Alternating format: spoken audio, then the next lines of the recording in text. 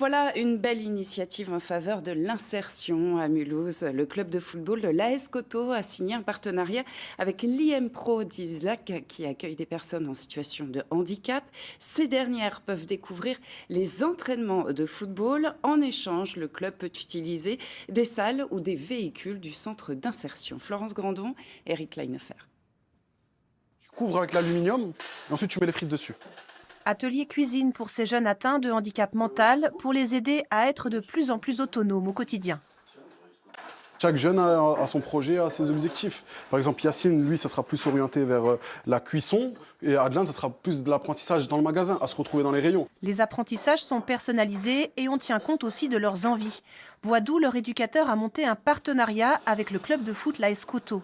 Et comme tous les jeudis, ces 7 jeunes ont rendez-vous au stade pour l'entraînement. S'il y a quelqu'un qui n'a pas compris, vous venez vers moi, on réexplique tout doucement et on s'amuse, comme d'habitude. C'est bon les gars? Allez, c'est parti!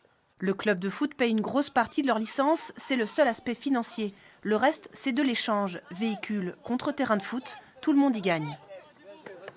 On met à disposition tout ce qui est logistique. Donc s'ils ont besoin d'un minibus ou de matériel qu'on possède pour leurs activités ou pour leur entraînement ou pour leurs déplacements, on leur prête.